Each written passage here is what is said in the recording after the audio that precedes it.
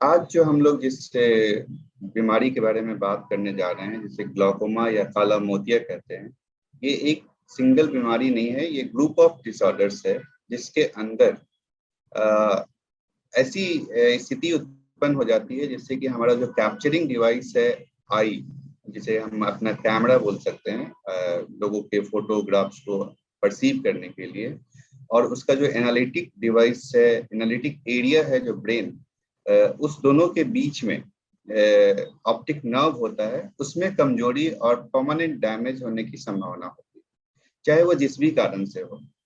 और ये ऐसे ऐसी बीमारी है जिसकी जानकारी जब तक हम उसके बारे में पता ना करें, डिटेल एग्जामिनेशन ना कराएं, तब तक मुझे पता नहीं चलता। और ये ग्रेजुअली साइलेंटली जो है हमारी सारी की सारी रोशनी को चुरा ले जाता है, और इसी कारण इसे साइलेंट थीप ऑफ साइट भी बोलते हैं। तो जो सबसे जरूरत की बात है कि जब भी हम अपने आई डॉक्टर्स के पास जाएं तो आप उनसे पूछिए और अपने इंसिस्ट करिए कि मुझे कम्प्रिहेंसिव आई चेकअप करानी है, ना कि सिर्फ चश्मे का नंबर लेना। नंबर वन, ग्लाकोमा दो तरह का होता है। जब हम कॉम्प्रिहेंसिव आई एग्जामिनेशन करते हैं तो उसमें वो निकल के सामने आता है। एक को ओपन एंगल ग्लाकोमा बोलते हैं और दूसरे को एंगल क्लोजर ग्लाकोमा बोलते हैं। वर्ल्ड वाइड और इवन भारत में भी ओपन एंगल ग्लाकोमा सबसे ज्यादा पाया जाता है, लेकिन दूसरे जगहों की तुलना में हमारे अपने देश में एंगल क्लोजर जो ग्लाकोमा है वो ज्यादा मात्रा में, जो कि हमारे जो कंटेम्प्रोरी दुनिया के और सब सारी जगहों पे जो पाया जाता है उसकी तुलना में कहीं ज्यादा पाया जाता है। अगर ऐसे मान लें कि अगर हम लोग 100 लोगों का की जांच करें तो उसमें कम से कम 10 लोगों में, 5 से 10 लोगों में ग्लाकोमा हो सकता है। और एंगल क्लोजर डिजीज जो है वो करीब करीब 15 से 20 लोगों में हो सकता है, लेकिन ये तभी पता चलेगा जब हम उसकी जांच कराएं। जहां तक ओपन एंड ग्लाकोमा की बात है, जिसे साइलेंट थीप बोलते हैं, क्योंकि उसमें कोई सिम्टम्स नहीं होते और वो ग्रेजुअली धीरे धीरे हमारी रोशनी को चुराता चला जाता है, जो मुझे पता नहीं चलता, जो हम लोगों को पता नहीं चलता है। और इसकी सबसे ज्यादा आवश्यकता होती है जब हम लोग ड्राइविंग करते हैं, जब हम लोग चौराहे पे क्रॉस करते हैं और बगल से कोई गाड़ी, बहुत सारी चीजें हैं जो मुझे पता नहीं चली, सडन मेरे एरिया में आया और उस समय में जो है हम लोग वो डिसाइड नहीं कर पाते और हमारा एक्सीडेंट भी हो सकता है।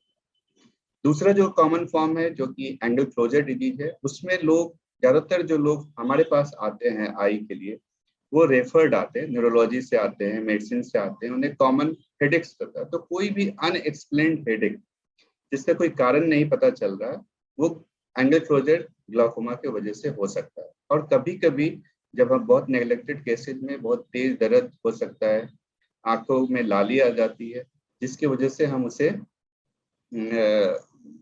इमरजेंसी में एडमिट होना होता है और उस समय में साइट भी थ्रीटेंड होता है, जिससे हम बहुत ही सिंपल तरीके से भविष्य कुछ सिंपल प्रोसीजर्स करके भविष्य के लिए अपने आप को सेफ बना सकते हैं।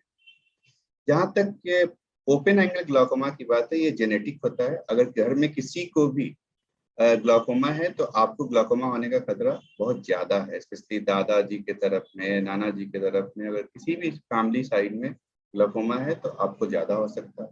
दूसरा, 40 साल से आप अगर ऊपर हैं तो भी ग्लाकोमा होने का खतरा बहुत ज्यादा है। और आपको साथ में माइग्रेन है, डायबिटीज है, तो ऐसे लोगों को भी ये चीजें होने की खतरा बढ़ जाती है। साथ में चश्मे का नंबर जो कि बहुत जल्दी जल्दी बदल जाता हो, 6 महीने में बदल जाता हो, 1 साल में बदल जाता हो, ऐसे लोगों को भी ग्लाकोमा होने का खतरा होता है। ये एडल्ट फॉर्म ऑफ ग्लाकोमा है। लेकिन बहुत सारे ऐसे बच्चे भी आते हैं, बच्चे भी हैं जो कि जन्म से ही ग्लाकोमा उनको होता है। तो हम लोग हमेशा रिकमेंड करते हैं कि जब भी, आजकल ऐसा किया भी जाता है कि जब भी बच्चे हॉस्पिटल में खास करके जब बॉर्न होते हैं तो उनका एक चेकअप कराते हुए तभी लोग घर जाते हैं।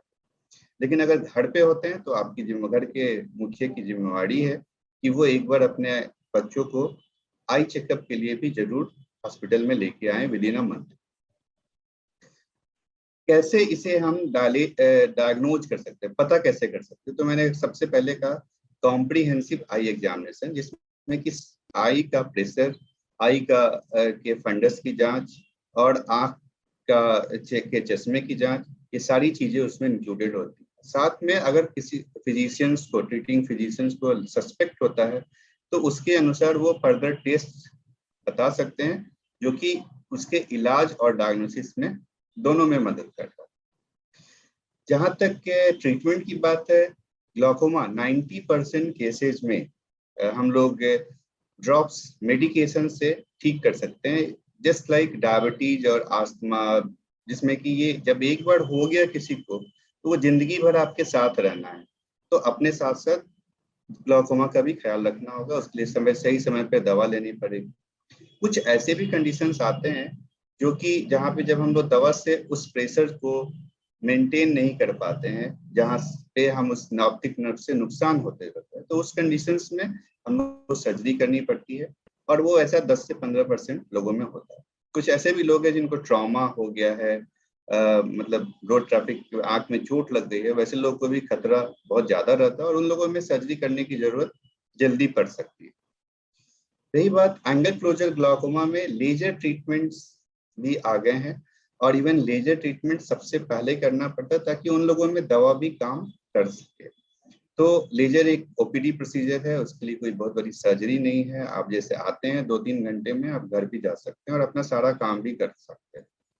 और जब भी ऐसी बातें हों, स्पेशली अभी भी सब दुनिया में सबसे बड़ा जो चैलेंज है वो यही है कि हम लोग ग्लाकोमा जितना है पॉपुलेशन में, उतने लोगों को हम पता नहीं कर पाते, क्योंकि लोग समझते हैं कि आंखों में अगर कोई बीमारी है तो वो सिर्फ चश्मा लगना ही एक बीमारी है, या मोतियाबिंद हो जाना ही बीमारी। तो मैं आप लोगों से आह्वान करूंगा इस संदेश के माध्यम से कि जब भी आप अपनी आई का चेकअप कराएं तो चश्मे के साथ साथ ये पूछें कि क्या मुझे ग्लाकोमा है या नहीं है, और इंसिस्ट करें कि कॉम्प्रिहेंसिव आई एग्जामिनेशन मुझे करानी है। धन्यवाद।